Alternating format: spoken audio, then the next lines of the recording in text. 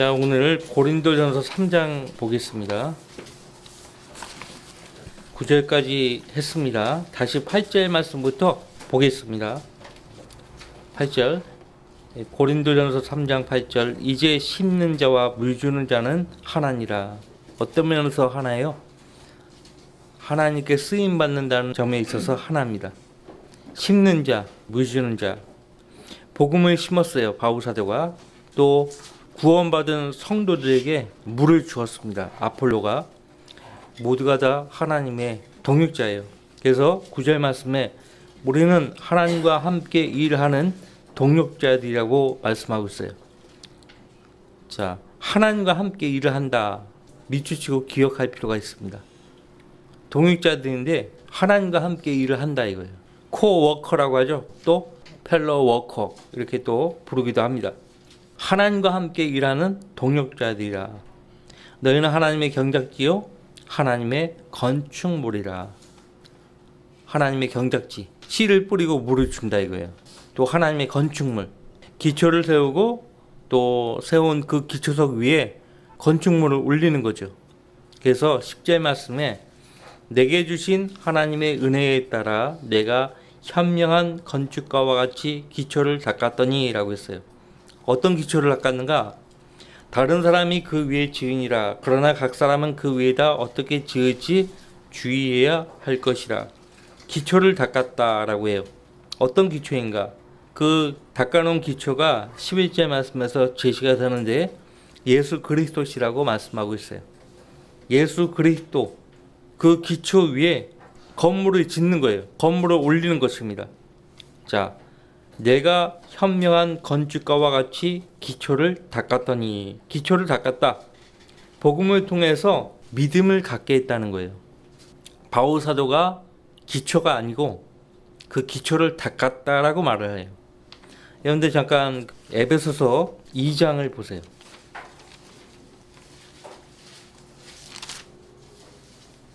에베소서 2장에 20절부터 22절까지 같이 읽겠습니다.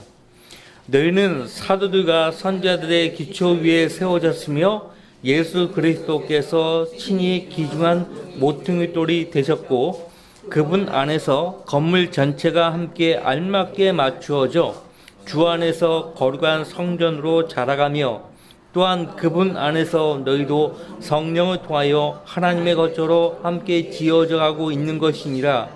자, 이 건물은 눈에 보이는 콘크리트 건물이 아닙니다. 조립식 건물이 아니고 하나님의 거처로 함께 지어져 가고 있는 것이니라. 너희도라고 했어요. 너희도. 구원받은 성도들을 가리킵니다. 구원받은 성도들을 건물에 비유하고 있어요. 건물 전체가 함께 알맞게 맞추어져.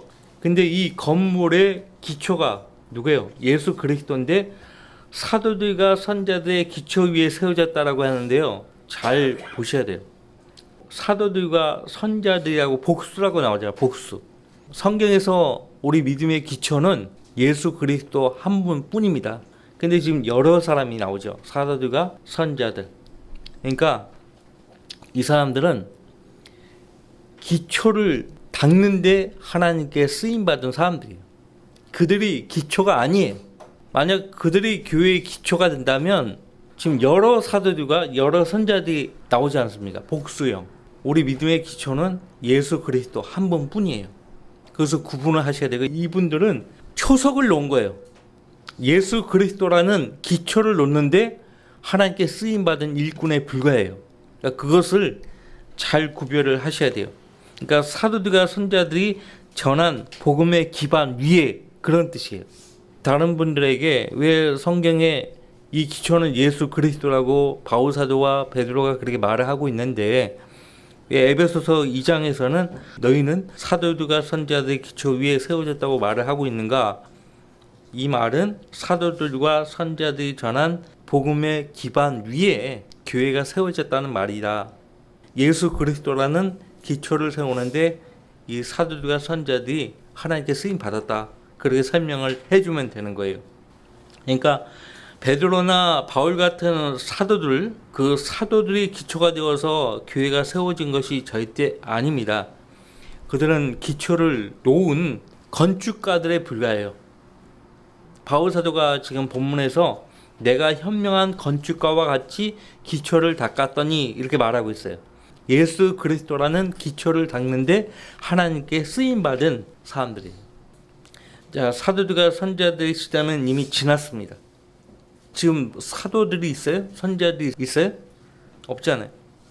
지금은 목사와 교사의 시대예요. 자, 본문을 계속 봅시다. 고린도전서 3장 10절 말씀. 내게 주신 하나님의 은혜에 따라 내가 현명한 건축가와 같이 기초를 닦았더니 다른 사람이 그 위에 지으니라. 여기서 다른 사람은 두 부류예요. 말씀의 사역자들, 말씀의 성도들에게 공급하는 하나님의 일꾼들을 가리키고요. 두 번째는 성도 자신을 가리켜요. 자, 다른 사람이 그 위에 지으니라. 그러나 각 사람은 그 위에다 어떻게 지을지 주의해야 할 것이다. 잠시 유다서를 보세요.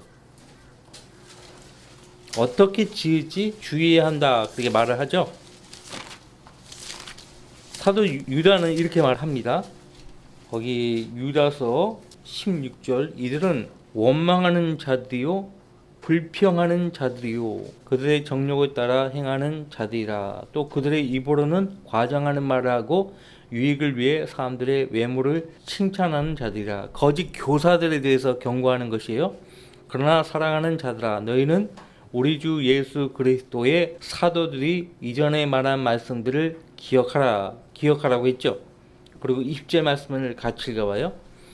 그러나 너희 사랑하는 자들아 너희의 지극히 거룩한 믿음 위에 너희 자신을 세우고 성령 안에서 기도하며 하나님의 사랑 안에서 너희 자신들을 지켜 영원한 생명에 이르기까지 우리 주 예수 그리스도의 자비를 기다리라. 여기서 각 사람은 먼저 말씀의 일꾼들, 성도들을 세우라고 하나님이 교회 안에 며칠 세우셨다고 에베소서에서 말을 하고 있는데 그 하나님이 교회 안에 성도들의 믿음을 온전케 하고 하나님을 섬기게 할 목적으로 교회 안에 여러 일꾼들을 세우셨잖아요. 바로 그 일꾼들을 1차적으로 말을 하고 두 번째는 성도 자신이에요.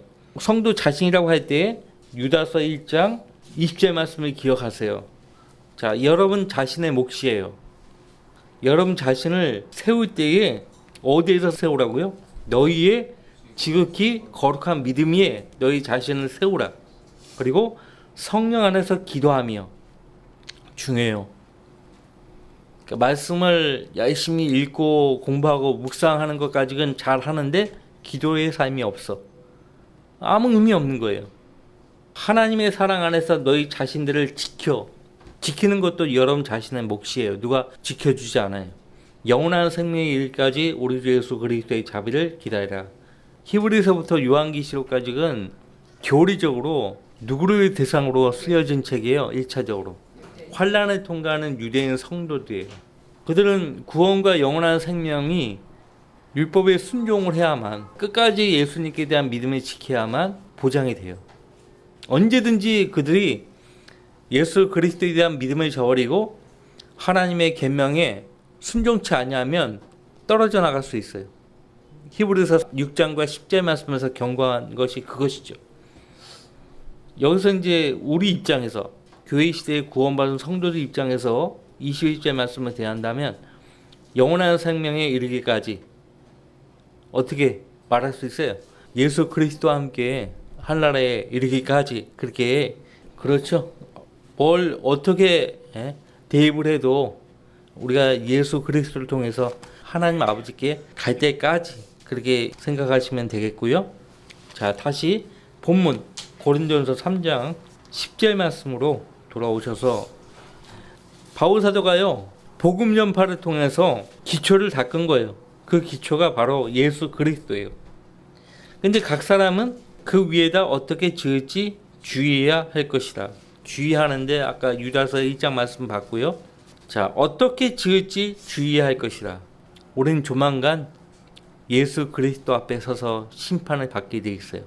이제 12절 말씀부터는 바로 그리스도의 심판석에 대해서 말합니다. 어떻게 지을지 각 사람은 그 예수 그리스도 기초 위에다 어떻게 자신을 지을지 주의해야 할 것이다. 이 닦아놓은 기초 외에 아무도 다른 기초를 올 수 없나니 이 기초는 예수 그리스도시라. 자, 이 11절 말씀 사도행전 어디에 이런 비슷한 말씀이 나옵니까? 자, 사도행전 4장 12절 말씀 기억하세요? 그렇죠. 구원에 있어서 예수님은 우리의 유일한 기초가 돼요. 예수 그리스도를 믿는 믿음이 아니면요, 어느 누구도 구원을 받을 수 없어요. 그래서 너희의 지극히 거룩한 믿음 위에 너희 자신을 세우라고 한 것이 바로 그것이에요. 자, 4장 12절 말씀을 보십시오. 그러므로 다른 이에게는 구원이 없나니 이는 하늘 아래서 우리가 구원을 받을 수 있는 다른 이름을 인간에게 주신 적이 없음이라고 하더라. 이 말을 하기 전에 11절 말씀에서 사도 베드로가 뭐라고 말을 합니까? 이분은 너희 건축자들이 쓸데없다고 제쳐놓은 돌이었지만 모퉁이의 머릿돌이 되었느니라. 너희 건축자들, 당시 이제 하나님 도움 없이 자기들 힘으로 이스라엘을 회복시키겠다고 했던 사람들이 있어요. 바리새인, 사두개인, 젤롯 당원 많죠. 자, 그런 사람들이 예수 그리스도를 십자가에 못 박았어요. 그래서 너희 건축자들이 쓸데없다고 제쳐놓은 돌이었지만 이분은 모퉁이의 머릿돌이 되었느니라. 베드로 사도가 말을 했어요. 베드로 사도가 쓴 서신에 또 그분이 뭐라고 말하는지 봅시다. 이 기초는 예수 그리스도시라고 말을 하고 있어요. 베드로전서 2장입니다.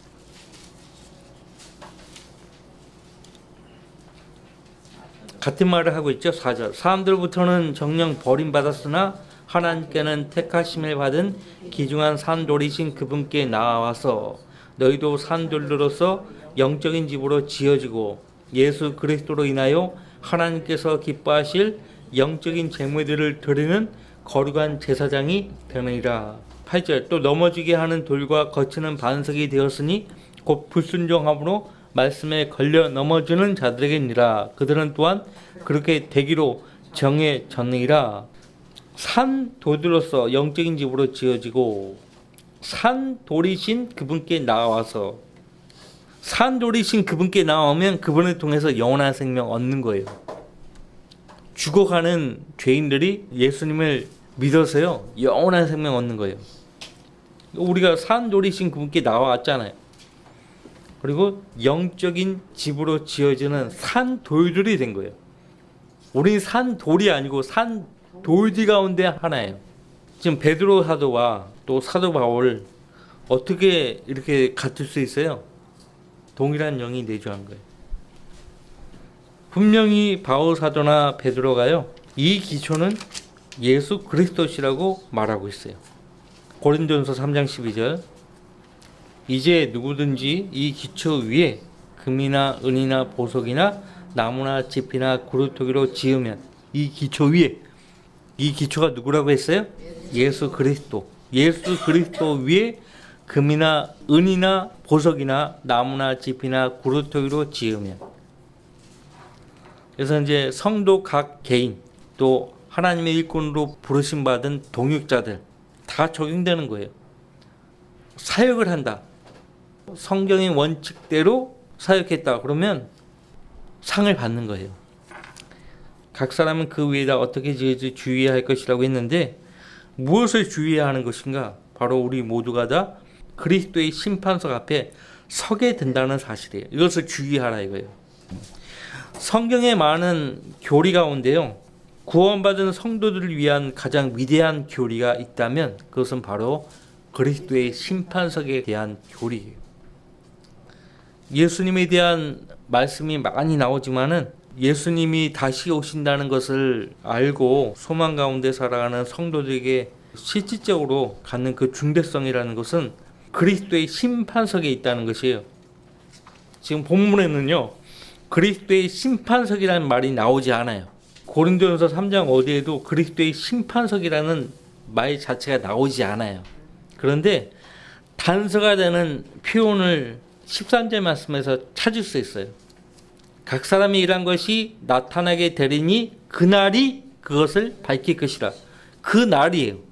그 날이 어떤 날이에요? 그리스도의 심판석에 서는 날이에요. 그리스도의 심판석이라는 단어가 어디에도 나오지 않은데 단서가 되는 표현 13절의 그날이에요. 하나님의 복음에 불순종하고 하나님을 알지 못하는 죄인들은 그날이 그리스도의 날, 심판받는 날이죠. 대환란이죠. 구원받은 성도들은 그리스도를 만나는 날, 휴거예요, 휴거. 자, 그러면 바울 사도가 쓴 서신들 가운데 그리스도의 심판석을 다루는 말씀을 먼저 볼게요. 그리스도의 심판석을 하나님의 심판석으로 고쳐놨어요. 개역 개정을 위시해서. 현대 변개된 성경 역본들을 보면 다 그리스도가 하나님으로 고쳐져 있어요. 여러분들 삼위일체 하나님 있잖아요. 왜 삼위일체예요? 본질상 한 분 하나님이지만 하시는 사역에 따라 아버지 하나님, 아들 하나님, 성령 하나님으로 구분하는 것뿐이에요. 그리스도의 심판석이라고 말했는데 왜 하나님으로 고칩니까? 하나님의 심판석은요, 계시록 2장에 의하면요, 회개하지 않고 죽은 죄인들을 심판하는 마지막 심판대가 하나님의 심판석이에요. 그리스도의 심판석은 구원받은 성도들이 구원받은 이후에 행한 일들, 그것에 따라 상을 받는 자리예요. 구원 여부를 따지는 자리가 아니란 말이에요. 자, 보세요. 10절, 그런데 너는 어찌하여 내 형제를 판단하느냐? 어찌하여 내 형제를 업신 여기느냐? 우리가 모두 그리스도의 심판석 앞에 서이라. 이런 기록된 바 주가 말하노라. 내가 살아 있으니 모든 무릎이 내게 꿇을 것이요 모든 혀가 하나님께 자백하리라고 하였습니다. 이 11절 말씀은요, 이사야서의 말씀을 인용한 것인데 사실상 이 11절 말씀은 백보자 심판석에 관한 말씀이에요. 그렇기 때문에 그리스도를 하나님으로 고쳐버린 거예요. 근데 성경 변기자들이 그리스도의 심판석과 하나님의 심판석, 백보자 심판석 구분을 못해요. 구분을 못하는데 뭣도 모르면서 고치는 거예요. 왜냐하면 11절 말씀은 나 주가 말하노라. 하나님, 여호와 하나님이 말씀하신 거니까 그리스도, 예수 그리스도는 이 땅에 오셔가지고 이런 말을 한 적이 없거든요. 여호와 하나님이 하신 말씀이니까 이사야서에서. 그러니까 하나님으로 고쳐버린 거예요. 단지 그 이유예요. 그러니까 이 존 메가더 같은 사람은 교묘하게 어떻게 말을 하냐면 요한복음 말씀을 가지고 와가지고요, 하나님의 심판석이 맞다 이거예요. 아버지 하나님께서 그 아들에게 심판할 권세를 다 줬다, 그렇게 말씀하고 있잖아요. 그 구절을 인용하면서 하나님의 심판석이 맞다는 거예요. 그 침례교 목사예요. 침례교 목사가 기본적으로 그리스도의 심판석과 하나님의 심판석을 구분을 못하는 거예요. 그러니까 유대인들을 위시해서요, 거의 대부분의 사람들이 계시록 20장에서 모든 심판이 구원받은 성도들부터 시작해서 모든 시대의 성도들, 죄인들까지 다 한 번에 그 자리에서 심판받는다 이거예요. 그렇게 설명을 해요. 요한복음 5장에 보면은 5장 27절 말씀 보시면 또 아버지께서는 아들에게 심판하는 권세를 주셨으니 이는 그가 인자입니다. 보세요.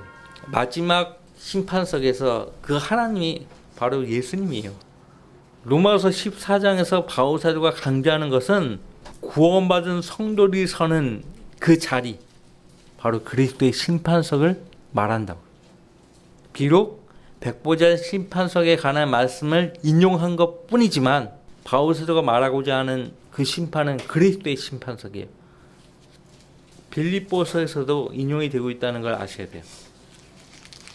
지금 예수님을 주라고 시인하지 못하면 백보자 심판석에서 예수님 보고 주라고 시인하고 심판받고 불못에 던져지는 거예요. 시인을 꼭 받아내죠, 하나님이. 하늘에 있는 것이나 땅 위에 있는 것이나 땅 아래에 있는 것이나 모든 무릎을 예수의 이름에 꿇게 하시고 모든 혀가 예수 그리스도를 주라 시인하여 하나님 아버지께 영광을 돌리게 하셨느니라. 이게 자발적으로 주라고 시인하고 자발적으로 하나님께 영광을 돌리는 것이 아니고 그렇게 하지 않으면 안 되는 그런 자리이기 때문에 주라고 시인해야 되고 하나님께 영광을 돌려야 되는 거예요. 그런 다음에 불면서 던져지는 거죠. 자, 다시 고린도전서 3장으로 돌아오셔서 저는 그 진도에 연연하지 않겠어요. 우리 성도의 삶은요, 그리스도의 심판석을 바라보고 사는 삶이에요. 지금 방금 로마서 14장 봤죠? 또 바울이 어디서 또 그리스도의 심판석을 언급했습니까? 고린도후서 5장이죠. 보세요.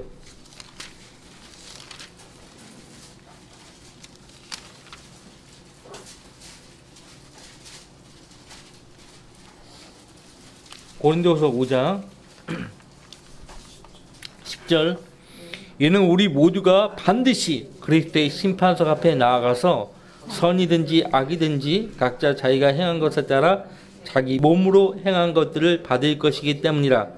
그러므로 우리가 주의 두려우심을 알기 때문에 사람들에게 권유하노라. 주의 두려우심을 알기 때문에. 이 두려우심, 이것이 테러라고 되어 있어요.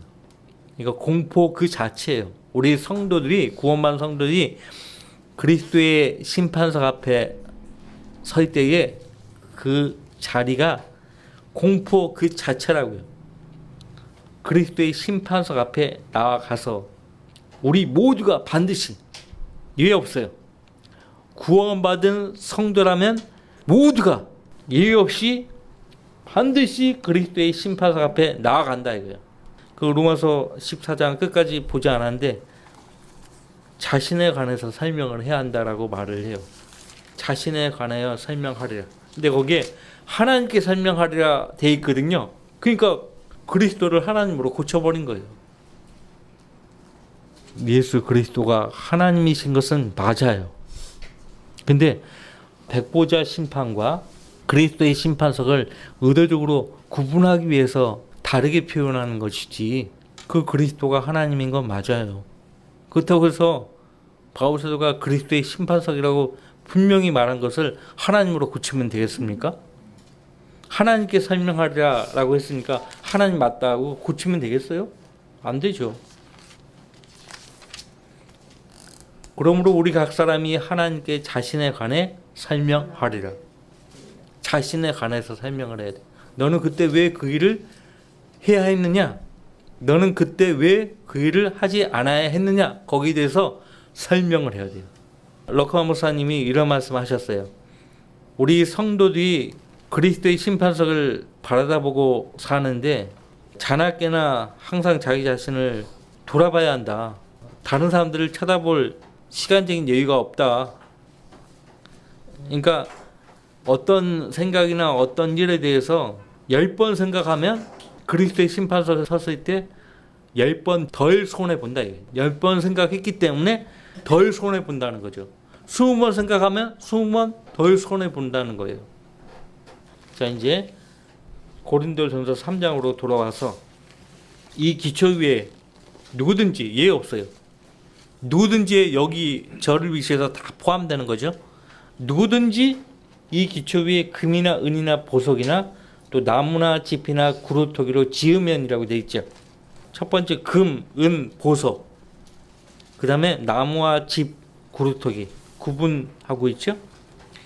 성막과 그 안에 있는 기명들을 만들 때 생각해 보세요. 기명들은 모두가 다 금으로 만들었어요. 성경에서 금은요, 하나님의 신성을 가리킵니다. 하나님의 거룩함. 자비석도 금으로 입혔고, 빵 차리는 상, 또 촛대, 향로 모두가 다 금으로 만들어졌어요. 가장 고귀한 신성을 상징한다고요. 한나라에 가도 금은요, 가장 고귀한 신성을 의미해요. 저와 여러분들을 위해서 마련해 놓으신 처소, 그러니까 새 예루살렘의 도로가요, 금이에요, 금. 금인데 우리가 지금 보는 그 금이 아니에요. 얼마나 밝고 투명하면요, 계시록 21장 21절 말씀에 투명한 유리 같다라고 했어요. 투명한 유리 같다. 그 금이 투명한 유리같이 비치는 거예요.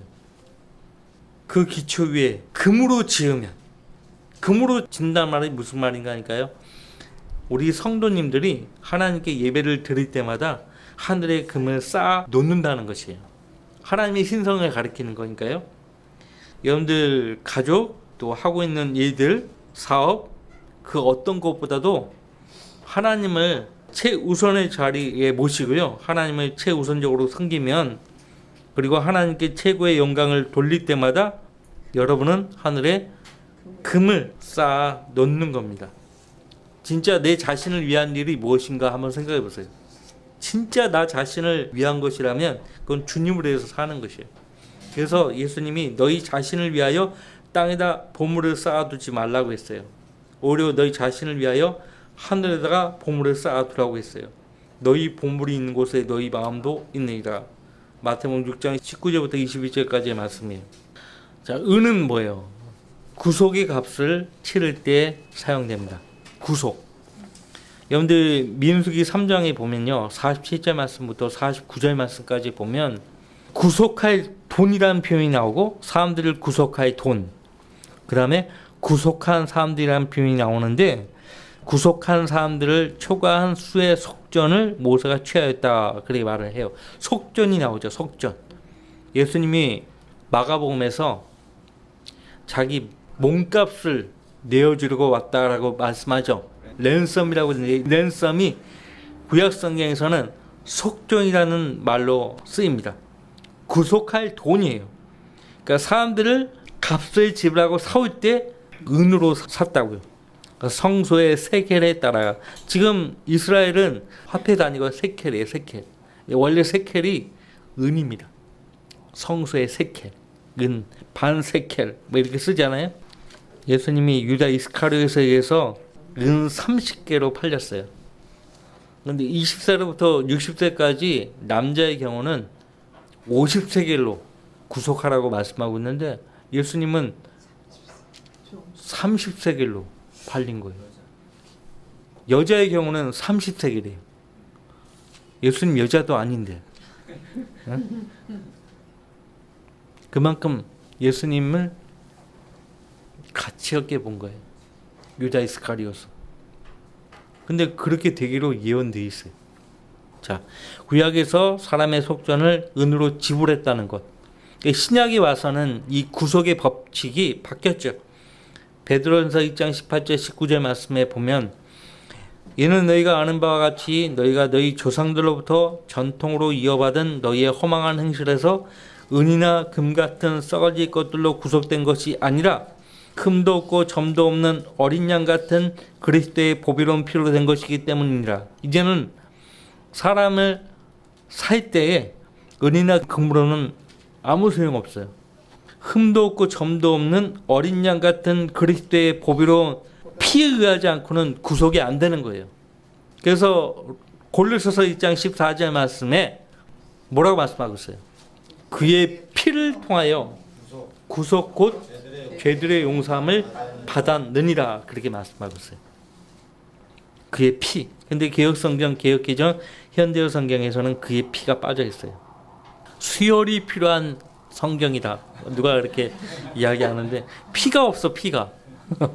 그러니까 여러분들이 구원받지 못해서 죽을 수밖에 없는 세상 사람들에게 복음을 전하고 그들로 하여금 예수님 믿게 해서 구원을 받게 하는 거예요. 그러면 여러분들 하늘의 은을 쌓게 되는 거예요. 그러니까 표현을 잘 써야 돼요. 영접을 시켰다. 영접시켰다 이런 표현을 쓰거든요. 성경에도 영접시키다 이런 말은 없어요. 영접을 시켜서 영접을 합니까? 그런 말 쓰지 마세요. 내가 영접을 시켰다. 그런 말 쓰지 마시라.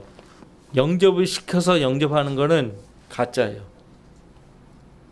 그러니까 이게 표현을 잘못하는 거죠. 내가 그 사람에게 복음을 전해서 예수님을 영접하도록 도왔다. 이렇게 표현하면 될 것을 영접시켰다 한다고. 그건 아주 잘못된 표현이에요. 영접을 시켜서 영접하는 게 아니에요. 구원은 어떻게 받아요? 믿음으로 받는 거예요. 자발적으로 믿어서 받는 거지. 누가 강요에 의해서, 지시에 의해서 구원받는 사람은 없어요. 마지막 보석이 나와요. 보석. 보석으로 지어요. 보석은 항상 성경에서 사람을 가리킨다는 것을 명심하세요. 말라기서 3장에 하나님께서 자기 백성을 고난받게 하는데 대환란이죠. 만군의 주가 말하노니 내가 나의 보석들을 만드는 그날에 그들이 나의 것이 되리라. 대환란을 통해서 자기 백성을 보석으로 만들어요. 내가 그들을 아껴 두리니 사람이 자기를 섬기는 자기 아들을 아낀 같이 하리라. 말라기서 3장 17절 말씀이고요. 스칼에서 9장 16절 말씀에도 사람이 보석으로 나와요. 주 그들의 하나님께서 그날에 그의 백성이 양무리처럼 그들을 구원하시리니 이는 그들이 멸류관의 보석들처럼 되어 그의 땅에 깃발처럼 들어 올려질 것입니다. 잠언 31장 10절 말씀에 현숙한 여인이 나오는데 그녀는 누비보다 훨씬 가치가 있느니라 그렇게 말하고 있고요. 마태복음 13장 46절 말씀에 교회를 진주에 비유하고 있어요. 그가 매우 값진 진주 하나를 찾아 가서 자기의 모든 소유를 팔아 그것을 샀느니라. 그러니까 여러분이 구원받지 못하는 혼들을 예수님께로 인도해서요. 그 혼을 주님께 이겨오잖아요. 그러면 여러분을 통해서 예수님 믿게 된 그 사람이 하늘의 보석으로 쌓이는 거예요. 그래서 우리가 멸류관을 받을 때에 금, 은, 보석으로 장식된 그 멸류관을 받는 거예요. 멸류관이 또 종류가 다양한데 기본적으로 우리에게 수여할 멸류관은 썩지 않을 멸류관이에요. 썩지 않아요. 절대 썩지 않습니다. 그러면 다음 주에 계속 나무나 짚이나 구루토기로 지으면 어떻게 되는가 계속 이어서 보도록 하겠습니다.